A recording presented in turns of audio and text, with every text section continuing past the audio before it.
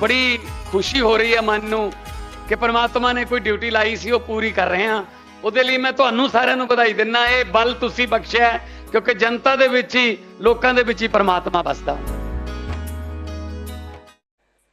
और पता नहीं क्यों कुदरत, पता नहीं क्यों भगवान हमें उसी पेड़ के नीचे ले आता है जो आम आदमी पार्टी का बर्थ प्लेस है, जन्म स्थान है। इसी जंतर मंतर पर ले आता है भगवान।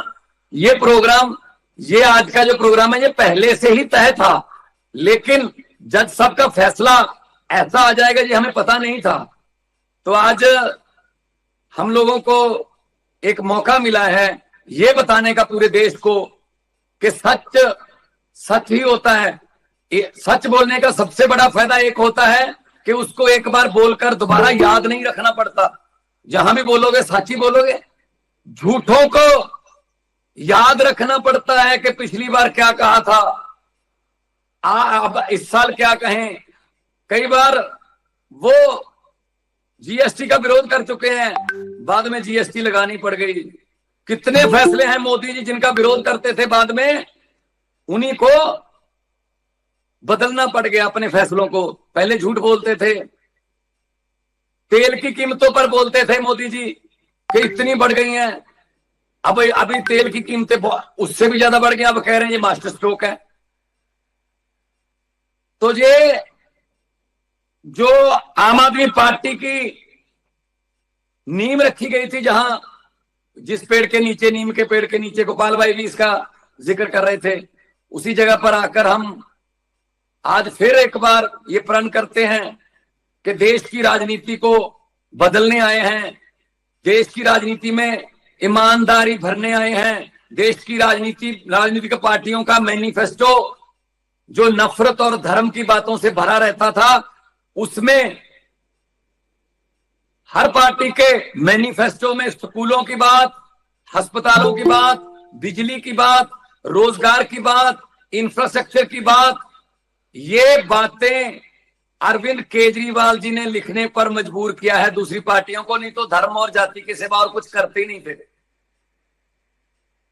तो अरविंद केजरीवाल जी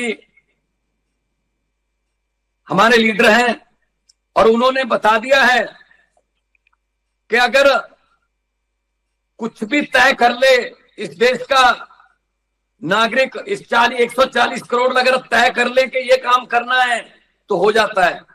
भगवान साथ देता है, सच्चे लोगों का भगवान साथ देता है।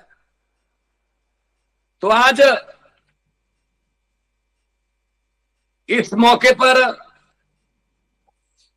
मैं आप सबको यही कहना चाहूंगा कि ये सारे देश में, पूरे देश में जाकर हमें बताना होगा अपने रिश्तेदारों को, दोस्तों, मित्रों को। आप भी फोन करिए कि भाई ये सच की जीत हुई है। कैसे इन्होंने षड्यंत्र रचा। साहब को किसी ने जाके बोल दिया जी अस्पताल बहुत अच्छे हैं। अरविंद केजरीवाल की सरकार ने अस्पताल सरकारी बहुत अच्छे कर दिए, तो प्राइवेट वाले अस्पताल वाले जिनसे हमारा धंधा चलता है वो हम पर प्रेशर डाल रहे हैं जी, हमारे पास तो कोई आ ही नहीं रहा, हमारे जैसा इलाज तो सरकार ने फ्री कर दिया है दिल्ली के अस्पतालों ने। तो साहब ने पूछा होगा ये किसने बनाए? सतिंदर जैन ने। सर अंदर कर दो। सतिंदर जैन अंदर कर दिए। फिर किसी को बोला, साहब के पास कोई आया, साहब ने मोदी जी को किसी ने बोला कि जी स्कूल बहुत अच्छे हो रहे हैं दिल्ली के, लोग प्राइवेट स्कूलों से बच्चे निकालकर सरकारी में दाखिले दिलवा रहे हैं। सर प्राइवेट स्कूल वालों से जिनसे हम चंदा लेते हैं, फंड लेते हैं, वो कह रहे हैं किस बात का फंड दें, सारे बच्चे तो उधर जा रहे हैं, पढ़ाई एक जैसी हो गई, उधर फीस माफ है, हमें कोई फीस कौन देगा? तो मोदी जी ने पूछा होगा किसने बनाए? मनीष सिसोदिया ने। अंदर कर दो, जेल में डाल दिया जी। उसके बाद किसी ने कहा होगा जी अरविंद बिजली